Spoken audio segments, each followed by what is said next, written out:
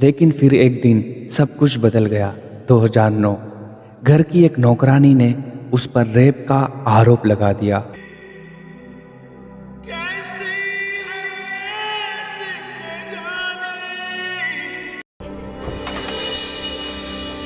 मुलजिम दया शंकर वल्द उमा शंकर पर लगाए गए सारे इल्जाम इस अदालत में साबित हो चुके हैं।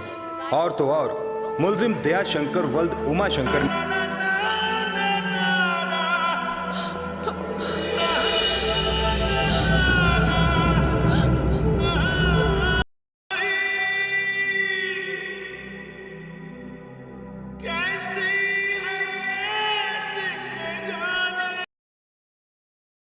भीगी भीगी सी रातें, भीगी भीगी यादें, भीगी भीगी तन्हाइयाँ। कभी वो भी एक नाम था जिसके चेहरे पर उदासी भी मोहब्बत सी लगती थी, जिसकी आंखों में कहानियाँ थी और आवाज़ में सुकून। वो नाम था शाहिनी आहूजा, एक उभरता सितारा जिसने गैंगस्टर, लाइफ इन मेट्रो, भूल भुलैया जैसी फिल्मों में अपनी छाप छोड़ी। एक कलाकार जिसकी अदाकारी में गहराई थी और सादगी में करिश्मा। लेकिन फिर एक दिन सब बदल गया।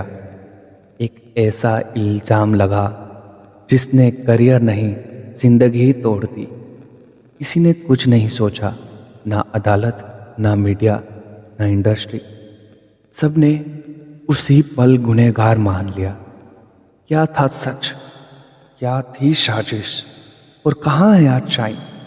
आइए सुनते हैं एक अधूरी कहानी, एक ऐसे चेहरे की जो कभी लाखों का चहेता था। शाइनी आहूजा, एक उभरता सितारा जिसने गैंगस्टर, लाइफ इन मेट्रो और भूल भुलैया जैसी फिल्मों से अपना नाम बनाया। एक ऐसा कलाकार जिसके लिए स्क्रीन सिर्फ एक जरिया थी दिल के जज्बात बयान करने का। लेकिन फिर एक दिन सब कुछ बदल गया। 2009 घर की एक नौकरानी ने उस पर रेप का आरोप लगा दिया और एक झटके में वो एक्टर जो कल तक हेडलाइंस में था आज ब्रेकिंग न्यूज़ बन गया। मीडिया ने, दुनिया ने और फिल्म इंडस्ट्री ने उसे पहले ही दोषी मान लिया।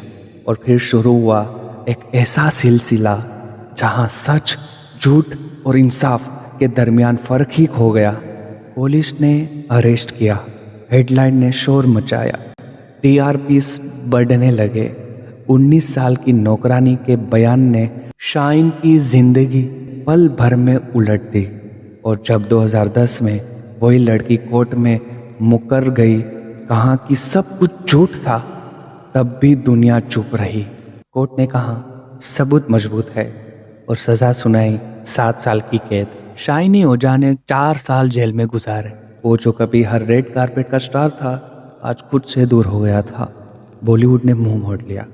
कोई फिल्म नहीं, कोई ऑफर नहीं, और मीडिया वो तो अगला स्कैंडल ढूंढने चली गई। क्या शाइनी गलत था या एक चालाकी से फंसाया गया? ये सवाल आज भी लोगों के दिल में है। 2019 में आई एक film section 375। Writer Mahesh Gupta ने कहा इसकी कहानी शाइनी आहूजा की कहानी से प्रेरित थी। एक ऐसी कहानी जिसमें विक्टिम सच बोलती है, फिर मुकर जाती है और सिस्टम डिसाइड करता है क्या सच था या नहीं। लेकिन शाइनी की जिंदगी कोई फिल्म नहीं थी, वो असली थी। और उस असली कहानी में सिर्फ एक चीज़ थी, दर्द। जेल से आने के बाद शाइनी ने कुछ छोटे रोल से वापस आने की कोशिश की। 2015 में उनकी फिल्म वेलकम बैक में एक सपोर्टिंग रोल था, लेकिन ऑडियंस का भरोसा टूट चुका था। इंडस्ट्री में उनका नाम लेना मना जैसा था। कई लोग कहते हैं कि उन्होंने स्पिरिचुअल लाइफ चुनी, तो कुछ कहते हैं वो मुंबई छोड़कर अमेरिका या दुबई शिफ्ट हो गए। शायद उन्होंने कैमरा का सामना करना बंद कर दिया, या शायद उनका दिल ही टूट चुका था। लेकिन एक बात तय थी, स्नेह ओझा जैसे एक्टर रोज नहीं आते। जब किसी पर इल्ज़ाम लगता है तो सिर्फ उसकी पहचान नहीं, उसका पूरा परिवार, उसकी माँ, उसकी पत्नी, सब कुछ दांव पर लग जाता है। शाइनी की शादी 2001 में अनुपम पांडे से हुई थी और उनकी एक बेटी भी है।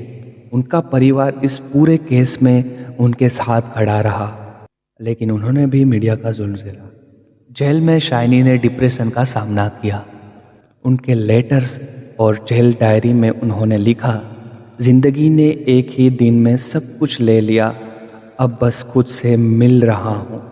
शायद शाइनी वापस स्क्रीन पर न आए, शायद उनका नाम फिल्मी दुनिया की मेमोरी बॉक्स में छुप चुका हो, लेकिन उनकी कहानी एक मिसाल है कि कैसे एक इल्ज़ाम, एक न्यूज़ हेडलाइन किसी की ज़िंदगी के पन्ने हमेशा के लिए सील सकती है।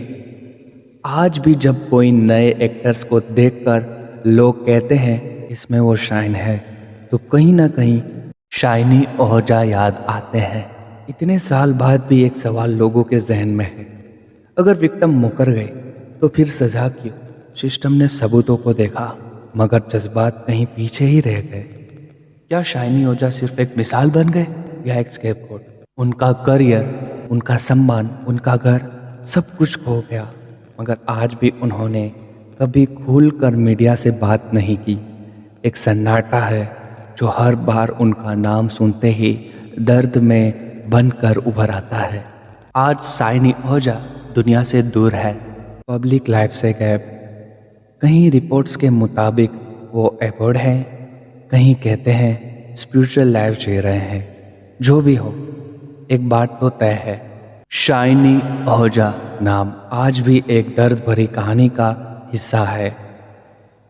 कुछ कहानियाँ कभी ख़त्म नहीं होती, सिर्फ चुप हो जाती है, और शाइनी की कहानी उनमें से ही एक है।